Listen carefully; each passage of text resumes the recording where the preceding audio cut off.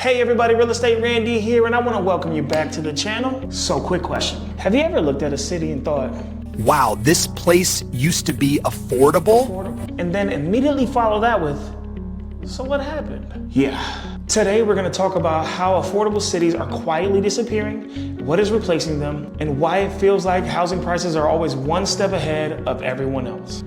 Now, I'll make you this one promise. I won't make this video a rant. Okay, it's not one of those doom videos. It's gonna be real data, real examples, and a few honest moments so it doesn't feel like a TED Talk that you did not sign up for. But even if I did have a TED Talk, you would definitely be there. All right, let's start with the foundation. Now, according to Freddie Mac and the Harvard Joint Center of Housing Studies, the United States is short about 4.7 million homes. Okay, I know what you're thinking, it's dramatic. That number sounds truly dramatic, but just stay with me, okay? And let me explain it like a normal situation. Now imagine you have 5 co-workers all looking for an apartment at the same time. Here's the catch. The apartment complex that they're looking at, there's only 4 available. Now, nobody did anything wrong. Nobody messed up. It's just one of those situations where one person's going to have to lose. So now multiply that situation across the entire country. And that, my friend, is the housing market. And when too many people want the same thing at the same time, prices stop being polite. Here's another stat that matters. So according to Zillow, median house prices jumped from about $285,000 in 2019 to roughly $459,000 by 2024 and 2025. That is over 60% increase in about 5 years. That's ridiculous. Now, let me make this a little personal. Let's pretend you just got approved. You feel very responsible, you did the grown-up thing, and you did your homework. You're just walking into an open house and you're like, okay, this might actually work. Then you go back to your lender, tell them the price, and then you see that monthly payment. Nothing explodes, nobody gasps. You just quietly think to yourself, yeah. Second thought, this might not be the one. Now that moment is happening every weekend in America right now. It's not because people are reckless, no.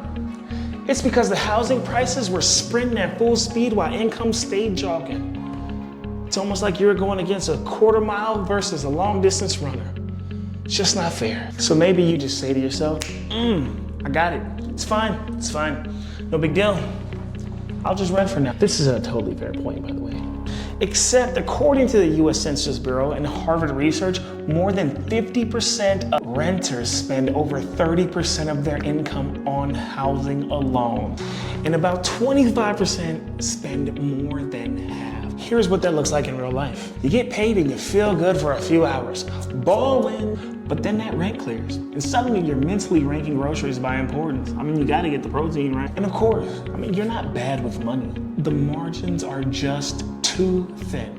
And at some point you stop budgeting and you start hoping that nothing breaks. Please God, make my car last. Okay, I can't afford another mechanical bill. Now let's talk cities. Cities such as Austin, where I'm at, Nashville, Phoenix, Tampa, and Boise. Didn't know people were moving to Boise. Interesting. Now all these places are great. I don't know nothing about Boise. Boise could be great. But all these places are great, and there's great energy there at those cities. But here's the catch. Unfortunately, housing supply moves kind of slow, and people move pretty quickly. Let me give you an example. Someone moves to Austin in 2018 and rents a 1-bedroom apartment for $1,200. By 2024, that same unit costs about $1,900. I've experienced this. Now, nothing magical happened, okay? They didn't upgrade anything, they didn't do anything. Matter of fact, they didn't even change your carpets for all those years. Simply, demand just showed up faster than the housing did.